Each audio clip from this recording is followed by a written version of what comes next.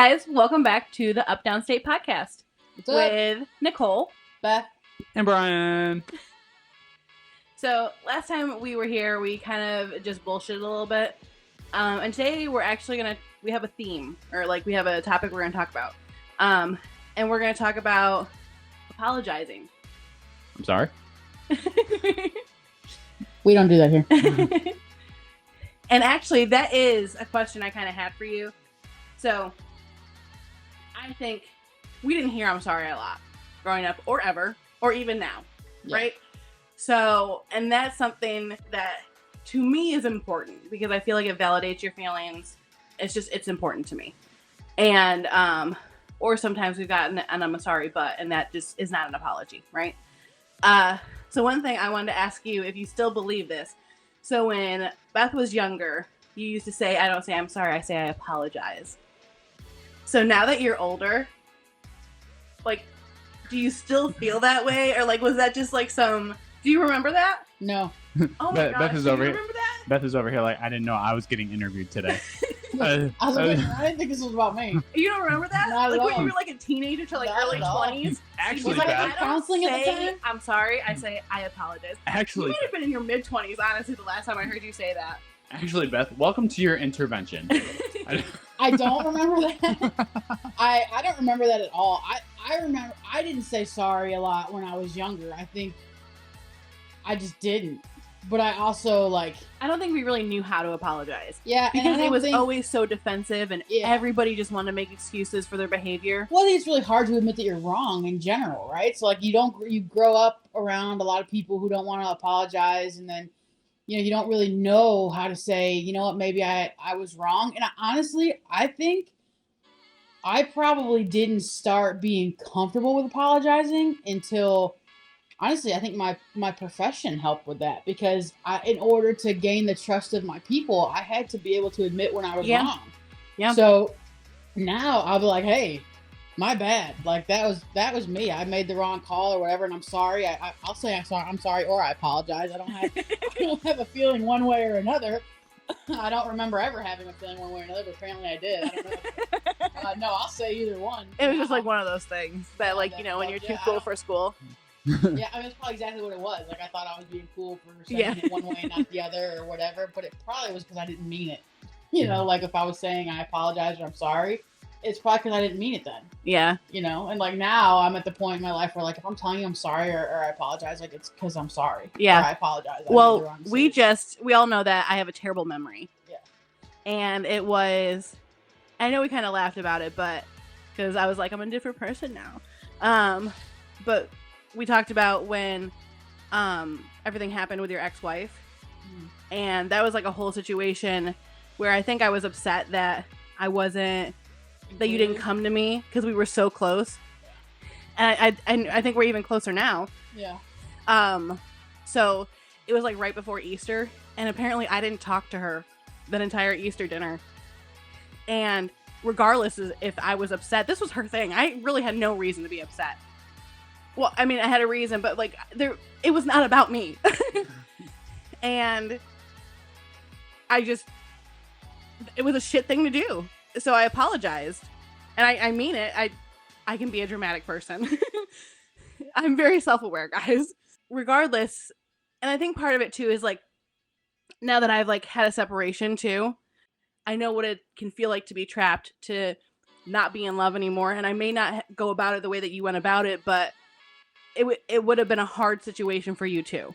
Yeah, I think that no matter what, like, look, like, anytime you're ending a relationship, like, it's really difficult. And I think in a relationship in general, when things are not going well, you almost want to protect the person, because what if you make it through what you're going through? And then, we know we're an Italian family. If I come to you or you and I say, this is what's going on, and I make it so you have animosity towards a person, mm-hmm.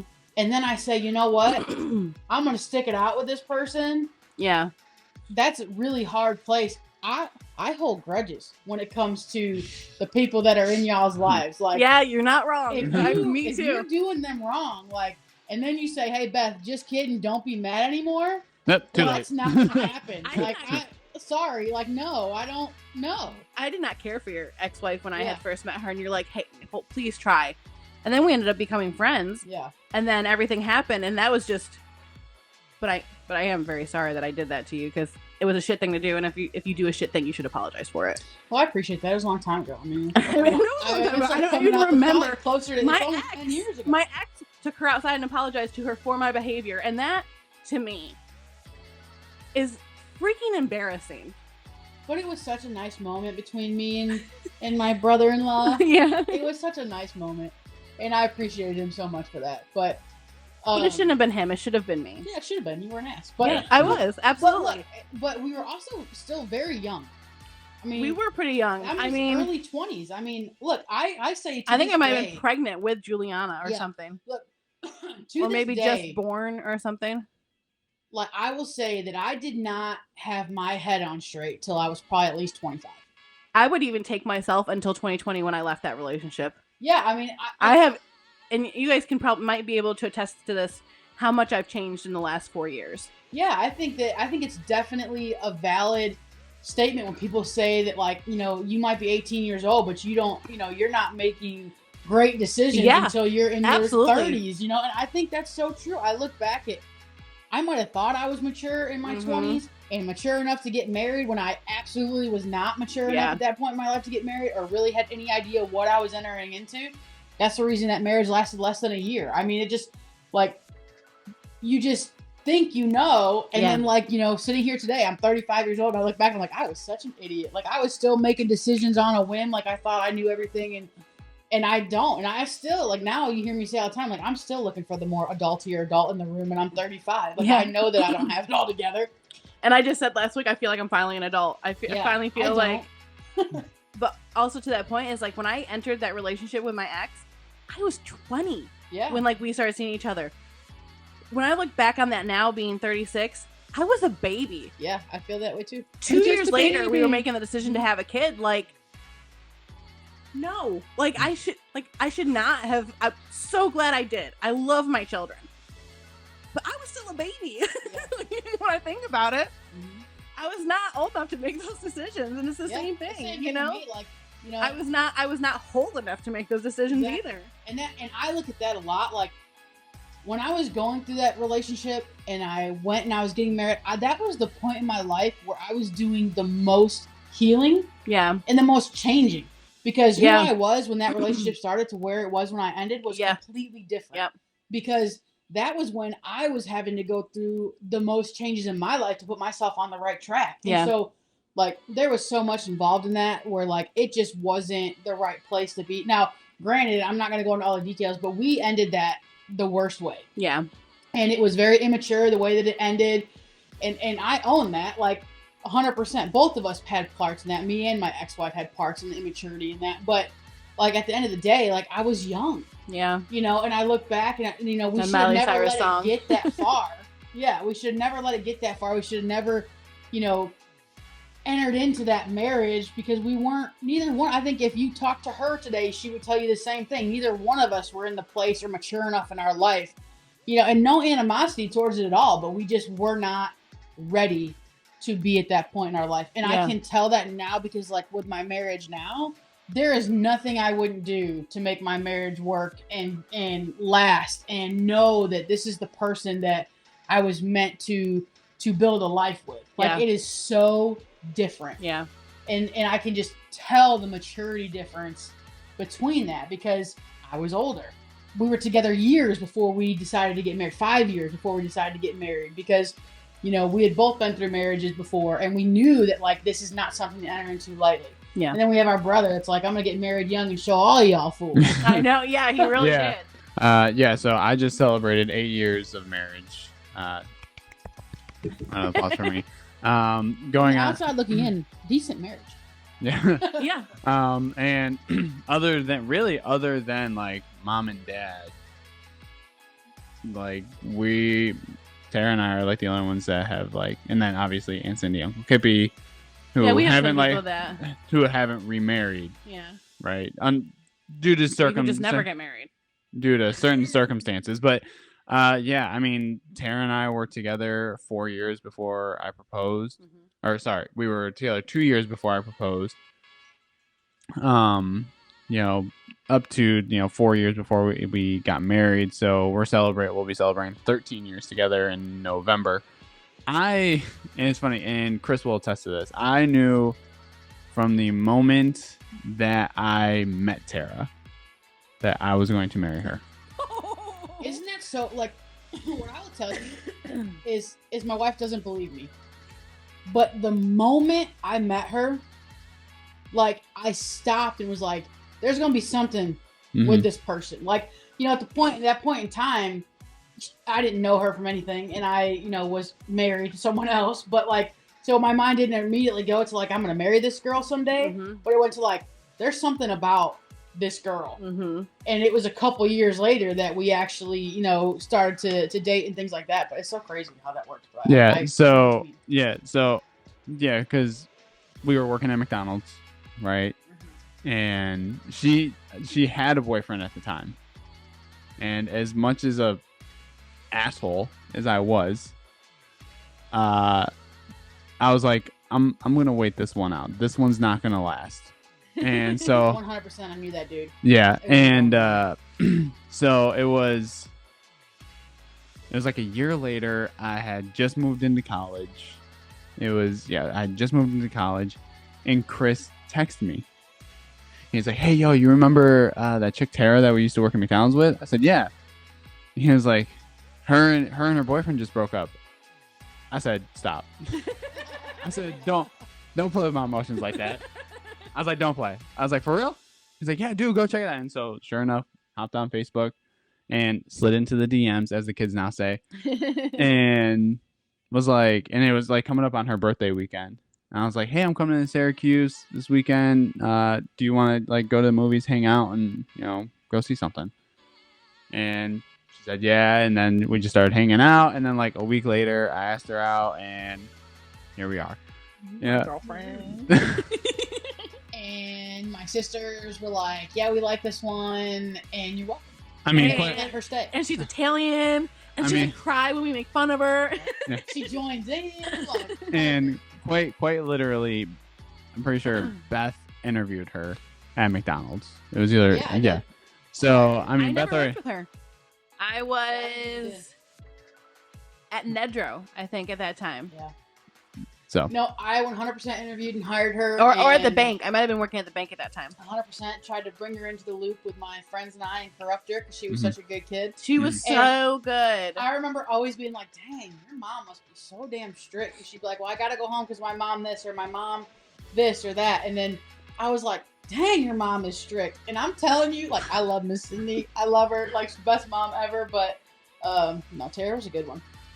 That is the difference between respecting your parents and fearing your parents. Oh, yeah, 100%. Right there. 100%. Mm-hmm. Because Miss Cindy was not a hard ass. She had rules. Mm-hmm. But because Tara respected her, she respected those rules. Yeah, 100%. Don't worry, I still got her to a couple parties. It was all right. I had to make sure she could have. And Cindy probably completely understood. Like, yeah, I love, obviously you guys know my relationship with Cindy. I mean, I lucked out so well. I mean, you hear horror stories of in-laws. Oh my God, I feel bad for Tara.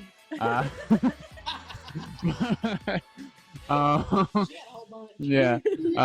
But, my mother-in-law and I mean, we drove down to Memphis to go to a concert together. We've traveled to go to see shows. I mean, she's awesome. I get to work with her now, and we just get on the phone. I just want to talk about the concert when we went to Shinedown, and my wife and I joined him and Miss Cindy to go to Shinedown, and the people sitting in front of us were like smoking cigarettes and stuff. Yeah. Do you remember this? Yes, yeah. And the guy turned around, and it was outdoor venue. You're not supposed to be smoking, and the guy offered every one of us to hit his cigarette, right? And like, hello, it's like, it's 2024 or 2023 at the time. Like, I don't know what's laced in that cigarette. Right. Like, are you kidding me? So he's asking me, he's asking Brian, asked Sam, do you want to smoke? And we're all like, oh, no, we're good. And he goes to Miss Cindy, hey, you want to hit this? She's like, oh, yeah. And she starts smoking the guy's cigarette. That's a 60s, 70s, 80s baby. She's been in the thick of it because she didn't care what was on that cigarette. She's like, I'll hit it. Come on. I was like, oh, no. Yeah, Yeah, but it's been awesome with her, and you know, I'm lucky to have her, lucky to have Tara, right? I mean, it's been amazing. But you know, to the point, I mean, even in the course of like the 8 years, like I mean, things have gotten shaky, things have gotten rocky. You know, but Brian had to be sat down and yeah, well, I mean, early in our relationship, right? I mean, Cindy scared the shit out of me. Yep. Right? Because I mean, she had to play that mom part and that dad part, right? I mean, so, I mean, she sat me down like, I mean, a stereotypical, you know, dad would, you know, when their daughter starts dating, and gave like the boyfriend the talk about, listen, this is how it's gonna fucking work, and you're gonna like it. Yeah. Basically, and if you don't like it, there's the fucking door. Yeah. You know, and I was like, yes, ma'am. I'm just gonna say, for me, one of my biggest things is apologizing to my children.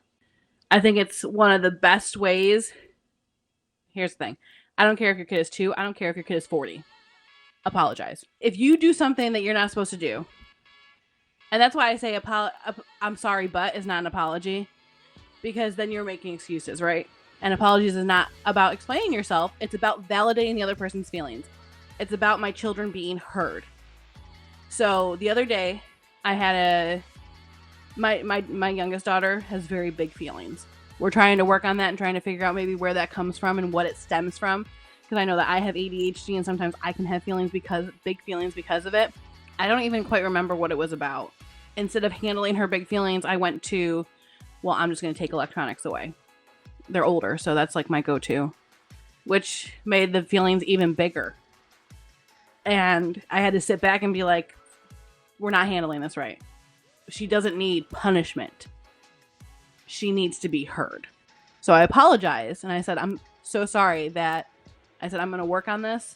I said, because I know that you have big feelings and you're not really sure what to do with them. And I should not have tried to take things away from you when you were just feeling your feelings. That's not something you can control. Because what she said was, I hate that I'm like this. Oof. Yeah. My heart. This little baby is 10.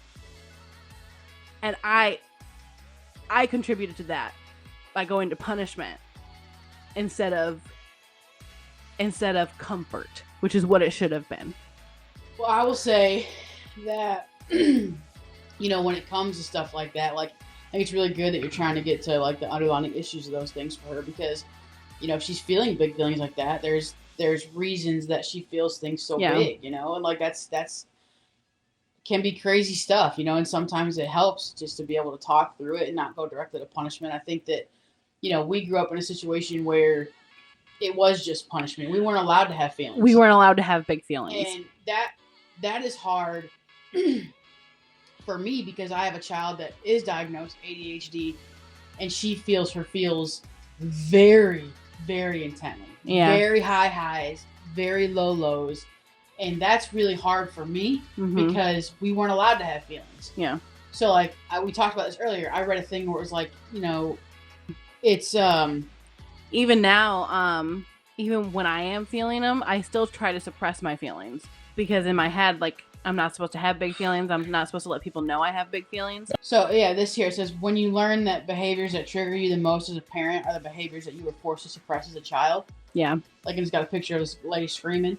Like, I feel that so much because, you know, like, the feeling big feelings, it makes me so uncomfortable. Yeah. And I almost always want to revert to telling her to knock it off. Yeah. Stop feeling things so big. It's not that big of a deal. But you have to reel yourself in and realize to them in that moment it is a big deal. And I have to work on that too. I work on that every day, because it's still, you know, it's so hard for me to allow her to feel things so big. Yeah. It's a hard thing, because we weren't allowed to have big feelings. Yeah. So it makes me extremely uncomfortable. Well, also, like, my youngest daughter is super affectionate. Yeah. And we just weren't, like, I remember being a child and, like, getting hurt and just wishing somebody would hug me. And it was, you know, dust it off, suck it up, you know. And so it's hard for me now to have, like, for physical contact, because it was just not something that was in our childhood. So she loves to hug me. She loves to just be on me. And she's constantly saying, I love you. We don't tell each other I love you, like, ever. Like, it's just not something that we really heard, you know? Mm-hmm. And it's so crazy. It's so crazy because my best friend, I was leaving her house one day.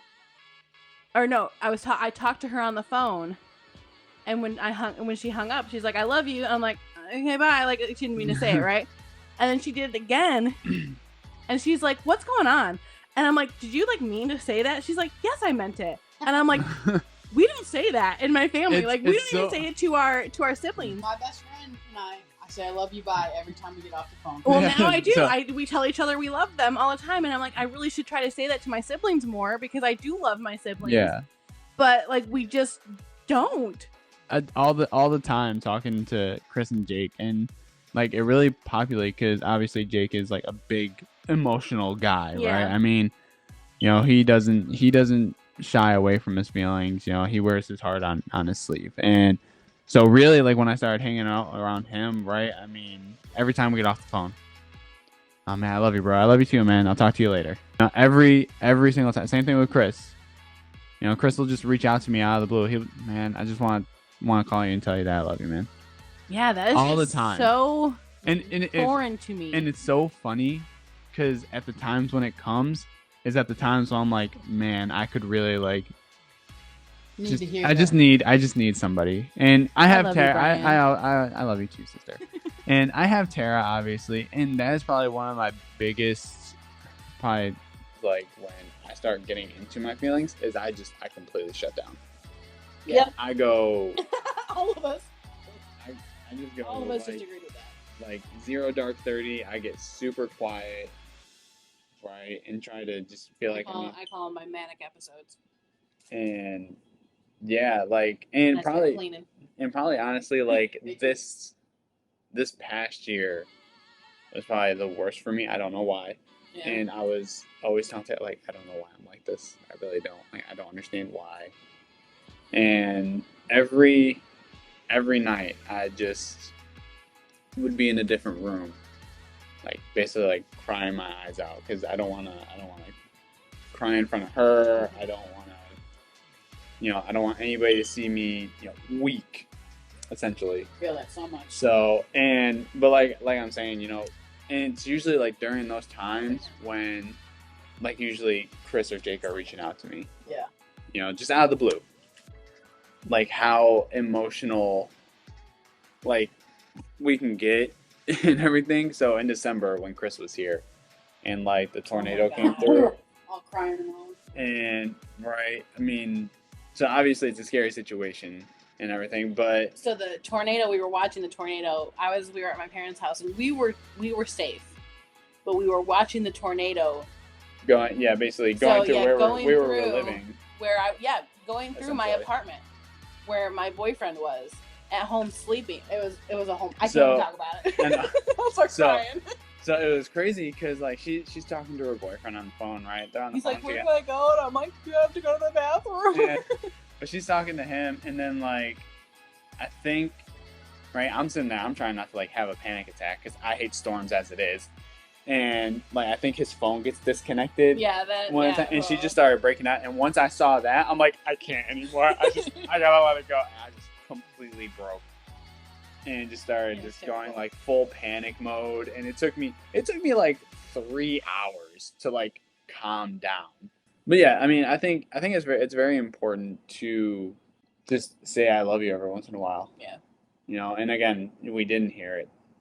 No. And it's one of those things. I mean, I barely ever really say it to Tara, and it's because growing up, like looking at mom and dad, like mom and dad never said it to each other really, and I'm like, yeah, so at the point, I'm like, I try to say it as much as I can, but I'm trying to make sure I say it like when people leave for the day, and I always tell the girls when they go to school, I say I love you, do great things. Yeah.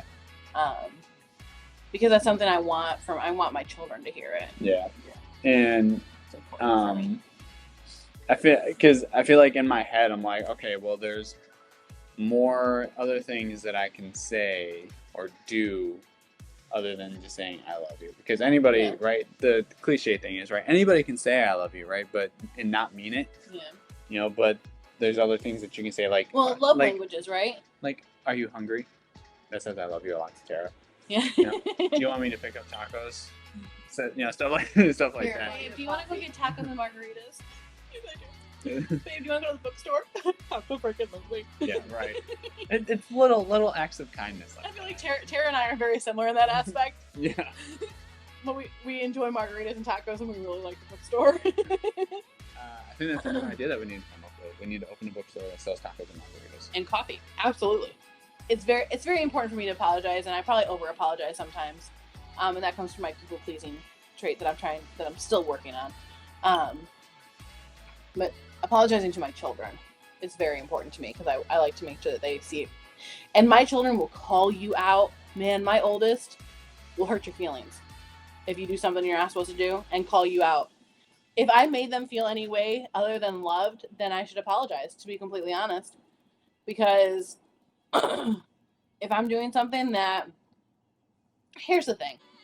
I'm not saying apologize for everything. Like, I'm not saying don't have opinions and don't have discussions about your opinions. You don't have to apologize for feeling some type of way. But what I'm saying is if you are doing something that is wrong, that is inappropriate, that is degrading, that is... You need to apologize. Stop making excuses for your behavior and apologize. Yeah, I think you have to find the line between, you know, discipline as a parent and just making sure that you are guiding them in the right direction. Yeah. I think that's the biggest thing is, like, everything can't be discipline, right? Like, what do you learn in that aspect if you're just always in trouble? It's a shortcut. I didn't want to deal with the emotions, so I went to punishment. Yeah, be a parent, not a bully. That's right. Yeah, absolutely. Apologize to people. Yes, you should. You should apologize, and you should... And I know it's hard because... And I know you're going to feel like a bad parent. And every time I have to apologize, a part of me dies because I feel like I failed my children. But my feelings are not as important as validating my children's feelings and making sure they're heard. Oh, 100%. Yeah, I was having a little bit of a conversation with a person at work, and I'm like, man, I feel... Because girl dad, right? Yeah. And very much so. I mean, I was built for it. You really were. I mean, obviously, 100%. I grew up with two sisters. I mean, three nieces. Yeah. And now 2 girls of my own. You know, I'm built for it. I'm built different. And, you know, I was like, man, I feel bad for any guy that is going to come into my girls' lives. Because the standard that I am setting, the bar that is going to be up, is going to be so high. Yep. Man, let me say, when we have our like father-daughter days, oh, they are on cloud 9. And it's so funny like how polar opposites they are, like with Tara, because Tara will take them out and she'll text me and she'll like, man, gee, it was crazy. She was just acting nuts. She just wouldn't stop. And then I take them out and we're in the stroller. They're not strapped in, but they know, hey, we're with dad. Our asses stay in the seat. And they're in the seat. We're going to have so much fun. And we're going to go, and if we're good, we're going to get rewarded because I spoil them. You know, we'll probably walk out of the mall with a couple Build-A-Bears. You know, we're going to get Chick-fil-A for lunch. We're going to have ice cream, smoothie, right? We're going to have a world of a time. And it's just, you know, setting that standard, and, you know, we have a great time. And it's just, you know, so... Typically when I'm at home and like obviously they make a mess, right? Like upstairs or in Cindy's room, and I tell them, hey, listen, you guys need to clean up. I don't want to. Hey, listen, you made the mess. You need to clean it up. Yeah. That's the thing. Like, hey, well, I don't know if I can. Did you take them out? Yeah. Then you can put them back. And that's something too that is big for me, and honestly could probably be a whole nother episode, is talking to my children like they're people. And you guys, I know there's some stuff that I do that you guys don't agree with because I give my kids a lot of leeway with like themselves. Stay tuned for the next episode. Yeah, stay tuned for that. It's going to take a long time. Because I said so. I'm not saying I've never said it, but when I say it, I have to stop myself because they deserve an explanation. No, I'm bad about that. They deserve an explanation as to why. They are people. They deserve an explanation. And you doing that, saying, explain to them why they need to pick up their toys. You're not saying because I said so. You're explaining to them, you got them out, you can put them in. Yeah. You know, and that's a type of gentle parenting when you're explaining that situation. You're explaining that the first couple of times. If you tell them to pick up their toys for the 750th time, but if they know why they're picking them up. Right. But we don't always go to that. Yeah. We sometimes first we go to because I said so. Yeah. Because we're on our last straw. Because we just don't feel like we have time to explain to them, or that it's not worth explaining to them because they're kids and we're the parents and they should listen to us. I've done that a couple times. Oh, I've absolutely done it, and I have to take a step back and be like, they deserve an answer. Yeah. Why do they have to have? Why do they have to do chores? You know? And they live here. There was an adult in our family, an adult-tier adult, that was watching a British show where they used the F word, not the F word that we use to emphasize sentences, but the F word that is a derogatory term to people. In America. But over in Britain, it means a cigarette. To people like my sister. But over in Britain, it means a cigarette. So go look it up. Yes. And I don't know in this British show if they were using it like that. I would assume so, because it's not going to be on TV if they're using it as a derogatory term, right? Correct. So we were driving one day, and somebody did something stupid, right, driving. I don't know if they cut them off or whatever, and they said that word. And my kids were in the car. Oh. Mm-hmm. And I was... I have 2 rules in my house. Do either of you know what my 2 rules are? Because I say it all the time. Be kind to other people. Be good people. And people are people. My kids are allowed to swear, but we are not going to use those words to hurt other people. And we are certainly not going to use derogatory terms. And they know this. We are not bullies. And they are both very passionate about it. Yes. Mm-hmm. They said this word. And I was like, oh no. I was like, don't ever say that word in front of my kids, first of all. I mean, I don't even allow my kids to say that's gay. I did it once, and I said, you want to go tell your aunt that? And she never did it again. Because I think that's stupid, because then you're implying that being gay, there's something wrong with it, which I don't believe there is. Anyway, we're not going to get into that. And she tried, that's not what it means. I should know what it means. And I was like, but that's not the way you were using it. Context. I was like, context. I said, why don't you call Elizabeth and see how she feels about that word? And she's like, well, I didn't mean it like that. It's just, I've been watching this British show and blah, blah, blah. And I'm like, it does not matter. That is a derogatory term that you should not use. It is not something you should say. And I said, you certainly shouldn't say it in front of my kids. There was no apology for it. There was only excuses. Just trying to justify it. And I was like, fine. And I was just like, it's terrible. It's a terrible word. In the most basic sense that I can explain it to you, there's no reason for you to use that word. Correct. Yeah. I don't care. Call that guy an MFer. I don't care. Yeah, I definitely think. And then we were at Brian's house for dinner, and they did it again, and said it to Brian. And Tara does. I remember getting a phone call that Nichole was extremely upset about. Or I came in, or I remember having. I was so mad. I'm still mad. Said it again, and again. I was like, "You cannot say that." And then their partner backed them up. They will never understand it. And I'm like, that is such a derogatory term. And again, with in Britain it means. And I'm like, first of all, you're not British. Second of all, that's not the context you're using. There's not a cigarette in this house. Right. You cannot. Unless Cindy was there. Yeah. There would have been. I was like, you're not. I said, and then I said, and I've already told you not to use that word in front of me, in front of my children. And again, call Elizabeth and see how she feels about that word. And she did end up. She did call me. She did call you, and you were like, I hate that word. Yeah. Mm-hmm. That was a very triggering word for me, because when I was younger, you know, coming out and stuff, obviously I was not supported by my parents at first, right? And so, like, that was a very hard time in general. And then, you know, growing up in Syracuse, I heard that word a lot in derogatory ways in my childhood or in my teenage years and early 20s, going through that stuff, you know. So it's very triggering. And, like, at the end of the day, like, I don't take that stuff as personally as you do, and I appreciate that you always come to my defense with that kind of stuff, because I know it bothers you. Like, I think it's part of, again, like my healing. Like, and kind of the same to you, like, people are going to be people. I can't control them and what they say. But at the end of the day, like, I know who really accepts me and who my people are, right? Like, and I think that is, that is a big thing for me, and it's taken me a long time to understand, like, where people truly lie. It's the same thing when, like, you get so upset about, like, we're not going to get into this, but, like, who people vote for. You feel that stuff stronger than I do. Yeah. Like, because I have always lived the mentality of, I'm going to live my life. I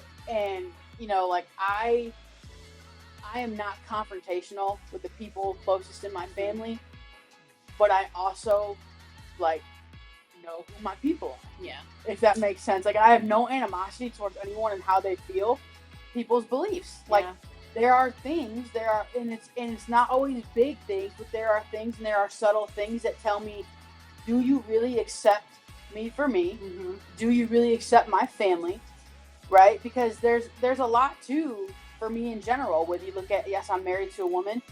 I have a daughter that I will go down for you to tell me that's not my child. Mm-hmm. Mm-hmm. She may not be my blood, but let you say that and you will go ahead. And that's where, like, don't think I don't see that. Yeah. And don't think I will not protect the people I love from that. And I think too, like, and I know, like, I will speak up about things. I surely will. But also, I'm going to remove that from my life. And I'm very low contact with those people because I don't want it. If you can't apologize for something as simple as saying that derogatory term, I don't want it. I don't need it. Yeah. My kids, they don't need to be around it. That's not how I'm raising my family. I'm raising my family to love, and I'm raising my family to respect people. I'm going to leave it at that. Yeah, I know that we're running long. I do want to just read this to close out, like, our conversation. You got one more thing? Yeah. The only thing I want to talk about is the I'm sorry you feel that way. We can talk about that on the next episode. Okay. Yeah. So, because that is going to bring up some emotions. I know it will. I don't, but that... Oh, I hate that. So, all right. So I found this and it just really hit hard. And I sent it to Nichole, but it's an Instagram hole that I was in the other day, and it said, Instagram knows this really well. Yeah. It says, trauma says I need to make my parent apologize to me in order to heal from my past. Healing says a parent apologizing is their work, not mine. They might never apologize, but this won't affect my healing. So that is something, we talked about it earlier, that I feel like is so important. Like, no matter what us or anybody listening or, whatever, no matter what you've been through, like, own your well-being and your healing for yourself. Mm-hmm. Would it be nice to get an apology? Yeah. But do you need it? No. And just try to be better. And just control, like Brian, control what you can control, right? And work on it works wonders. You to change that cycle for your children. Yep. That's all I can do is try to be better for my kids. Yep. And hopefully that will continue, because look, it doesn't matter what we do. We may change so much for our child, but I promise you we are going to create our own trauma in our child as well. Absolutely. You're going to. Right? Nobody comes out unscathed. Absolutely. So, I don't want this to be the impression that we think that we're going to be great parents for our kids and they're going to be trauma free. Yeah, no, yeah, we are creating different kinds of trauma. For the therapy they're going to need later. Right, exactly, right? They're going to have their own traumas, and all we can do is try and be better, and then let them know that all they can do, and all we hope for them is that they continue to be better when they're parenting their children down the road. This is not about being great parents. Right. This is about breaking the cycle. Yep. Right. Yeah, because nobody on this couch and nobody that's watching or listening, nobody's perfect. Yep. And, once you accept that, I think that's what makes everything easier. Yep. Because I know the biggest thing, and in my head, this is how a perfect world would be, is that my girls are going to come back to me and be like, why were you too good to me? Like that's it's not gonna happen. It's not gonna happen. But that's Dad, why did you follow me around with that blonde hair? Listen, I know it's all gone now. And it was so funny. I walked in the door and just real quick, and I love my wife. It was so funny. I walked in the door yesterday. She was like, "It's all gone." I was like, "Oh, just don't be so disappointed that I just look like my normal self now." Tell me how you really feel.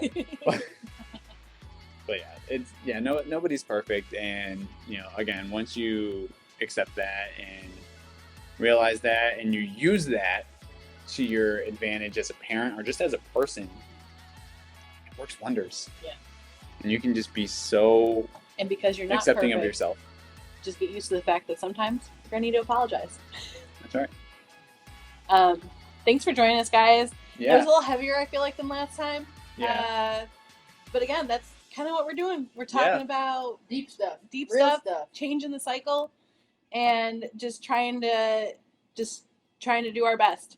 Yeah. So we appreciate you guys hanging out. Make sure that you guys subscribe to the YouTube channel and follow us on Instagram and Facebook at Updownstate PDcast. I know it's long. It'll be posted everywhere, but so stay tuned and up to date for all the latest episodes and maybe get some behind the scenes looks at stuff if you guys are subscribed. So make sure you do that. But other than that, we'll talk to you guys tomorrow. Bye. Peace out.